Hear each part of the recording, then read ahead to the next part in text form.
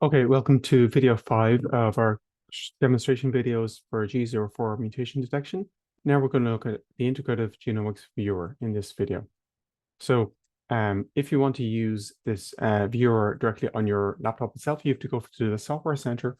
There you can download IGV, you can install it, and then run it on your desktop. You'll need to transfer the appropriate files over. And to do that, you'll need the files that are BAM files and their BAM index files, the BAI files. I need them together. And if you have a non-model reference genome, so some weird host vector virus genome, you'll also need that reference genome to be available too. You can download it directly from this computer if you have another computer. Alternatively, you can also get the Linux version from this website. Just type in that command there, wget, to download it directly. Unzip that file. The version identifier may have changed since the time of the recording. Go into that directory and you should be able to launch it from there. There's no installation hassle. It launches directly as a shell script, and that's what we're going to do in this practical. We're going to use that command .4/idv.sh executes the shell script to run Java implementation of IGV. The .4/ indicates that you're running it from the current working directory. When you run it, you'll see this kind of window. It'll look like this. You can go more and then search for the SARS-CoV-2 reference genome in our case. Hit OK to load it, and then that one will appear. If you want to search for a different reference, maybe you're looking at sheep or some sort of other organism, you can load that as well. And then what you'll see then when you load your BAM file is that you'll need to go to File, Open, and you'll be able to open the file and it'll appear like this. So you'll see a big pileup of reads. So each of these lines is a read. This is another read here, and so on. And we see that we can estimate the coverage from this depth here. So when you scroll down on this side here, you can scroll right down through these reads. And this top window is a shortened concatenated version of this. And there's lots of tutorials on the IGV website on using this. So you see here, actually, we've got a maximum of 14,000 fold coverage. That's really high. And you see this wider region is summarized at this point. So you can see this region has a very high coverage here, going from this kind of span. And then it's lower coverage at other regions, but that might still be good enough for SNP calling. The potential variant sites are given here by the dotted colors. So each of these colors indicates that the sample allele at each read differs from the reference allele. So you can see some are gray. This is where they do not differ. So they don't differ here, here, here, here. And then the red indicates there's a T allele that's different to the reference, which is blue. This is another example here, except it's less clear cut. And then you get random errors as well, sometimes here and there, which don't evidence real change. And then what we can do is explore certain mutations. So we might have a position here, potential mutation at site 180. You want to see, okay, it's 62-fold coverage. Is that real? Does it have this effect of, changing from G to A? So you can see there, we've got lots of A alleles at the variant alleles. The reference here is G. It's in a glycine codon, the second base. So what effect is that going to have on our sample of interest? You can also see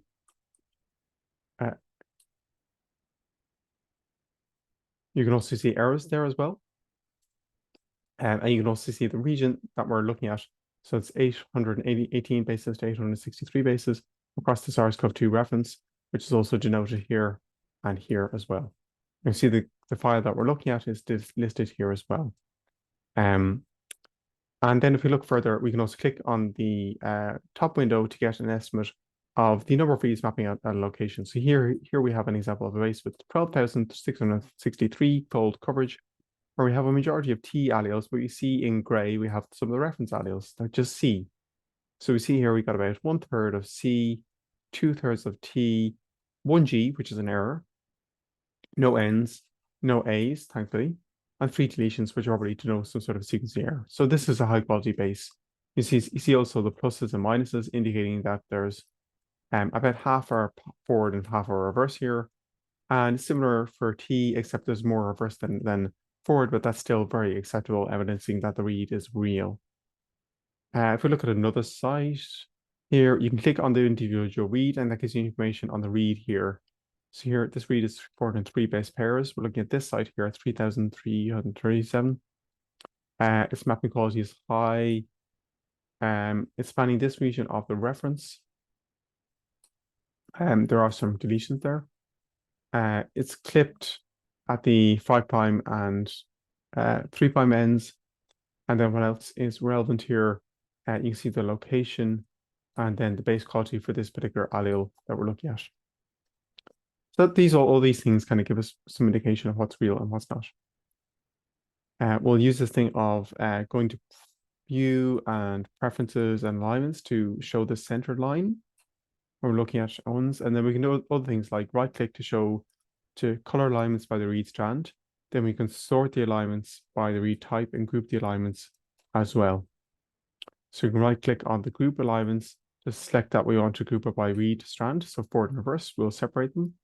And then another step, we can sort the alignments by read strand as well. So all these steps mean that we can view our mutations more easily and identify ones, say, in 2 different samples that co-segregate together, like these ones here.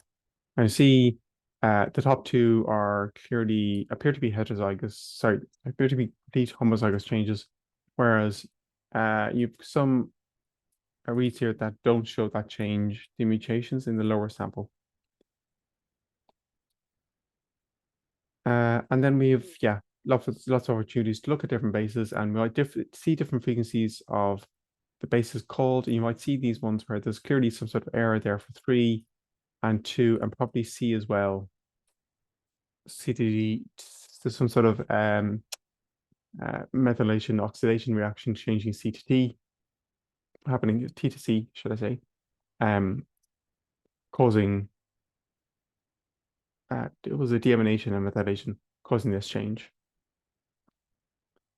And what we can do as well is play around with the controls to shorten if we have really high depth, like this simple coverage. We can shorten this to look at all the reads together at a particular site. So let's go to the server now and do things hands-on there. So when we're on the server, what we can do is go into the IGV directory. So that's at this location, do /igv.sh, and that will launch IGV. So I'm going to switch to that window now. So we can see the IGV window. So what we can do is get our genomes, load genome, select hosted genome. So you can go down here to SARS-CoV-2. There we go, SARS-CoV-2. We select that one because that's the one that's of interest. We can download it if we want as well. And that will load that there. And then we can zoom in and out if we wish to as well. So this zooms in, this zooms out. So I'm gonna go to File, Load from File, and then I'm going to find the ORM2 file for our Illumina sample that we were looking at earlier. It's this one here, mapped with BWA mem. And we see here when we load that initially, we don't see anything because we're zoomed. Oh, if we zoom out again, oh, we do see stuff. Okay, yeah. And if you scroll down, you'll see there's actually gigantic levels of coverage here. You see here that the coverage is somewhat uneven at certain parts. You also see that we have usefully got the genome annotation here. So ORF1AB, spike protein, ORF3A, ORF7B, and N, so on. So when we scroll down further at other regions, we can actually identify the gene associated with particular changes that are of interest. So let's go to the spike protein. You might be interested in these changes here. So you can see that's amplicon sequencing because you got very high coverage for certain regions and then lower coverage for other regions. So it's a bit sparse in places. So we may have missed some mutations in this particular sample. We zoom in, we can also go to view, preferences, and then we're gonna go to, which one was it? we're going to go to show the center line, preferences, and then alignments. There we go. Show alignment track.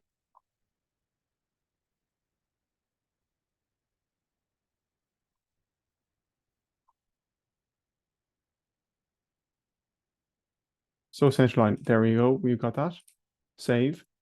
And what we see is this black line here. I'm just aligning with the snips, and we can zoom in and look at these snips in more detail. So there's two snips that might be of interest, and we can align up our black line with them and look at them further. So some of the things that we can do is just scroll down and look at the extent to which we have mutations at these sites. You see also we get random errors here like this T, or other ones like these A's and so on. We can color the alignments by read strand. So you see the forward and reverse ones are there, pink and red, pink and blue, should I say. Sort the alignments by the read strand. So you sorted them. So now we're looking at the reverse ones now. There's the forwards ones at the top. And then what else we can do, we can group the alignments by read strand as well, which kind of does the same thing. So there we go.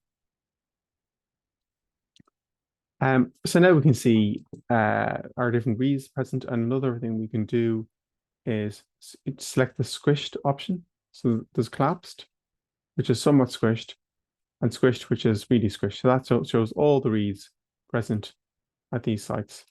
So if you zoom out, we can see it even more clearly. They're all squished down, and that will show the extent to which the coverage is somewhat specific to certain regions that are amplified. So you can really see that there.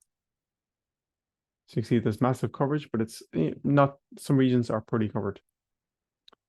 And we know then at the spike protein, let's go to the spike protein.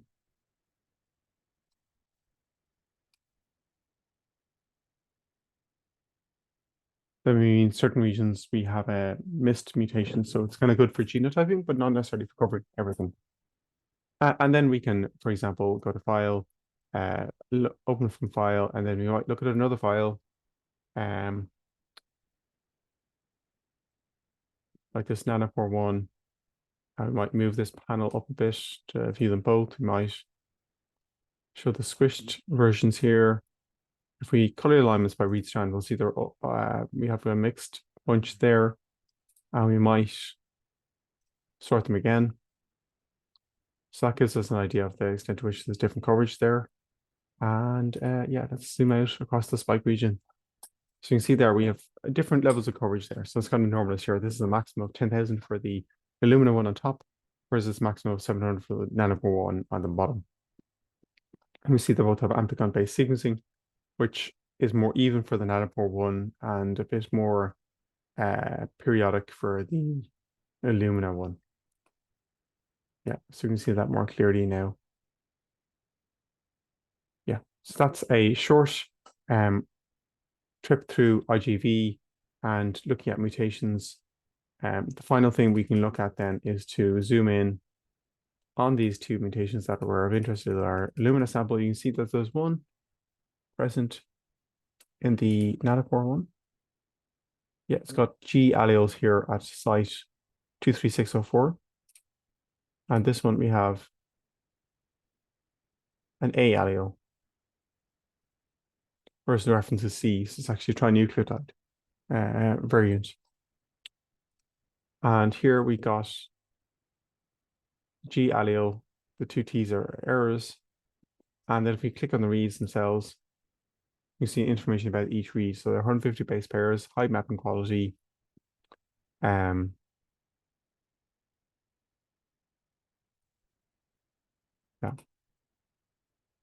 There's another example, 151 base pairs. And then if we look at the Illumina ones, we might find a difference. So that's 1,000 base pairs, 1,086. Mapping quality, and yeah, lower quality scores as you'd expect for the G base. So that kind of gives us an idea of the variants that might be around here. There's another example here of a T allele, yeah, where you see, yeah, majority are T's. There's a few errors there as well. Another example here, lower coverage, you got 1,000 fold coverage. It's all G. And then in our other sample, it's all may need G as well, but actually see a higher error rate for A, which is probably not real, in my opinion. So you see you got an A allele here for the reference, and this one is majority G. That's definitely a mutation. So this kind of gives us an overview of how to use IGV for this whole area. You can explore your own data, and I highly recommend it, especially for looking for structure variants. These kind of read file ups can really tell you a lot.